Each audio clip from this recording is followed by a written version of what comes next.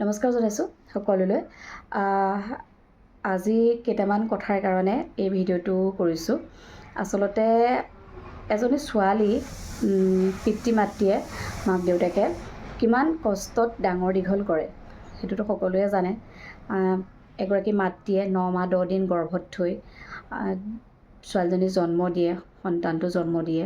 এজন দেউতাকে কিমান কষ্টৰ বলত ৰাতিপুৱাৰ পৰা গধূলিলৈকে কাম কৰি কষ্ট কৰি পেলাই সেই সন্তানটো ডাঙৰ দীঘল কৰে, ভালকৈ পঢ়ুৱাই শুনোৱাই এঘৰলৈ বিয়া দিয়ে। তাৰপিছত যি ঘৰ মানুহলৈ বিয়া দিয়া হয় সেই কাৰ ওপৰত ভৰসা কৰি, সেই মানুহজনৰ ওপৰত ভৰসা কৰি যিজন মানুহৰ লগত বিবাহ হয়। কিন্তু আজিকালি কি হৈছে, কেইদিনমানৰ পৰা কেইটামান ঘটনা খুব ঘটি আছে। এগৰাকী নাৰীৰ ওপৰত অত্যাচাৰ, নিজৰ স্বামীৰ মানসিক শাৰীৰিক অত্যাচাৰ, যাৰ ফলত কিছুমানে আত্মহত্যা কৰিছে, কিছুমানক মাৰি পেলাই আত্মহত্যাৰ ৰূপ দিছে। তেনেকুৱা ধৰণৰ কেইটামান ঘটনা এইকেইদিন নিউজে পাই আছোঁ, নিউজত দেখিও আছোঁ। আৰু কালি ৰাতিও আমাৰ এটা ফোন আহিছিলে, কেইখনমান ফটো আহিছিলে, এনেকৈ ঘটি থকা এগৰাকী মানুহক এনেকুৱা বেয়া ধৰণে মাৰিছে। মানে আচলতে ক'ত অধিকাৰ পাইছে? নাৰীক কি, এগৰাকী মহিলাক কি মানে খেলনা পাইছে নেকি, খেলা বস্তু পাইছে নেকি? যে যেতিয়াই মন যায় মাৰিব, যেতিয়াই মন যায় তাৰ মুখৰ আগত বস্তু যোগাৰ দিব লাগিব, খোৱা বস্তুৱে হওক বা যিয়ে নহওক, ঘৰখন ধৰিব লাগিব, ঘৰখনৰ সমগ্ৰ দায়িত্ব মূৰ পাতি ল'ব লাগিব। সেইটো কথা আছে নেকি তাত?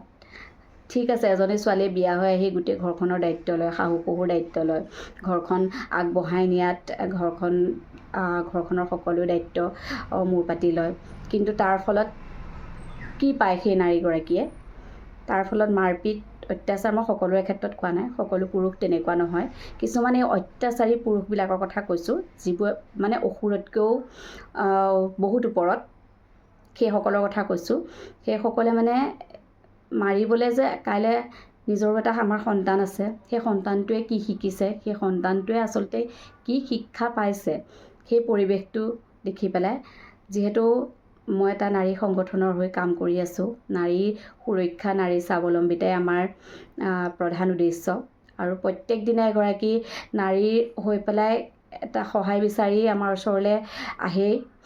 আৰু যেনেকৈ পাৰোঁ আমি তেওঁক সমাধান কৰি দিওঁ, যেনেকৈ পাৰোঁ ন্যায় দিওঁ, আইনৰ দ্বাৰাই হওক বা নিজেও হওক ন্যায় দিওঁ। আৰু সেই কথাখিনি মানে মই আজি কেইদিনমানৰ পৰা, সেইদিনাখন শিৱসাগৰৰ দিখৌ নৈত যেনেকৈ এগৰাকী ইউটিউবাৰে জাপ দিলে, আজি অলপমান দিনৰ আগত আমাৰ যোৰহাটতো ৰুণজুণ বুলি এগৰাকী 19 বছৰীয়া ছোৱালী আত্মহত্যা কৰিছে বুলি কৈছে, কিন্তু গম পাইছোঁ যে মাৰিছেহে। তেনেকুৱা মানে ঘটনাবোৰ আচলতে ঘটিব পাৰিছে কিয়?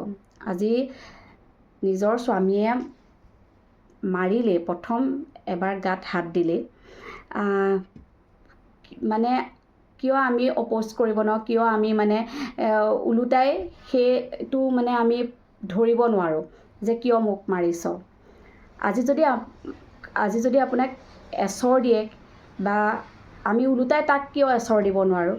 যদি ভুল থাকে তেতিয়া বেলেগ কথা। কিছুমান মহিলাই আজিকালি বহুত ভুল কৰে, বহুত মানে মানুহৰ ঘৰ ধ্বংস কৰা মহিলাও আছে, অবৈধ প্ৰেমৰ লগত জড়িত মহিলাও আছে। সেইখিনি লৈ মই কথা ক'বলৈ যোৱা নাইকিয়া, কিন্তু কিছুমান এনেকুৱা নিৰ্যাতিত হৈ আছে নহয় সমাজখনত মহিলা, যাৰ কোনো মানে ভাষা নাইকিয়া, যিটো মানে ভয়তো কিছুমান ওলাই আহিব নোখোজে, ভয়তো মানে মানুহৰ আগত ক'ব নিবিচাৰে। আৰু তেনেকুৱা শাহু শহুও আছে যে বোৱাৰীক অত্যাচাৰ কৰা, আৰু তেনেকুৱা বোৱাৰীও আছে শাহু শহুক অত্যাচাৰ কৰা। কিন্তু এইখিনি মানে হ'ব কিয় পাৰিছে? কাৰণ আমি সহ্য কৰিছোঁ। যেতিয়ালৈকে এগৰাকী নাৰীয়ে সহ্য কৰি গৈ থাকিব, তেতিয়ালৈকে অত্যাচাৰো বাঢ়ি গৈ থাকিব। যিদিনা সহ্যৰ সীমাটো বাহিৰ হৈ যাব, যেতিয়াই মাত মাতিব, সেইদিনা কিন্তু অত্যাচাৰ বন্ধ হ'ব। সেইটো কাৰণে মানে কি হয়, কিছুমান এনেকুৱা আছে যে, এনেকুৱা মহিলা আছে যে ঘৰৰ ভিতৰখনৰ পৰা বাহিৰলৈ ওলাই পেলাই কাৰোবাক কিবা এষাৰ তেওঁৰ লগত যি ঘটি আছে সেই কথাখিনি ক'বলৈ বেয়া পায়। সেইটো কাৰণে মই আজি ভিডিঅ'টো সেইটো কাৰণে কৰিছোঁ যে সকলোৱে বিৰোধিতা কৰক। বিৰোধিতা কৰিলেহে মানুহে সঠিক ফল পাব।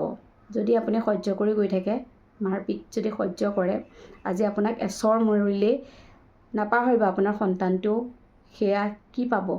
তাইকো যদি কাইলৈ বিয়া দি পেলায়, তাই যদি স্বামীয়ে তাইকো যদি তেনেকৈ মাৰপিট কৰে, পিতৃ মাতৃ হৈ আপোনালোকে সহ্য কৰিব পাৰিব? তেনেকৈ বহুত ঘটি আছে। তেনেকৈ বহুত মহিলা আজিও ঘৰৰ ভিতৰত বহুত নিৰ্যাতিত হৈ আছে, যিখিনি আমি গম নাপাওঁ। সেইটো কাৰণে সকলো যুঁজিব লাগে, সকলোৱে যুঁজিব লাগে, সকলোৱে ইয়াৰ বিৰোধিতা কৰিব লাগে। কাৰণ এগৰাকী মহিলাক হাত উঠোৱাটো বহুত ডাঙৰ কথা, আইনীভাৱেও বহুত ডাঙৰ কথা। হাত উঠাব কেতিয়াও নোৱাৰে। আজি নিজৰ মানুহজনৰ এচৰ মাৰিবলৈ নিজৰ মানুহজন বুলি অধিকাৰ আছে, কিন্তু ইমানো নাইকিয়া। আজি ভুল কৰিছোঁ তেতিয়া বেলেগ কথা। এতিয়া সেইখিনিকে ক'ব বিচাৰিছোঁ। সহ্য নহয় কাৰণে কিছুমান কথা এনেকৈ ভিডিঅ'ৰ দ্বাৰাই মই কওঁ। আৰু কিবা ইয়াত যদি ভুল হৈছে নাজানো, ক্ষমা কৰি দিব। মানে সকলো নাৰীক সতৰ্ক হ'বলৈ কওঁ যে এনেকুৱা কিছুমান সৰু কিছুমান ছোৱালীও আছে, ভাল পোৱাৰ হেৰিয়াত উটি ভাহি বিয়া হৈ যায়, পিছত দেখিছোঁ ঘৰ সংসাৰ ধ্বংস হয়। তেনেকৈ বহুত আমি পাই আছোঁ।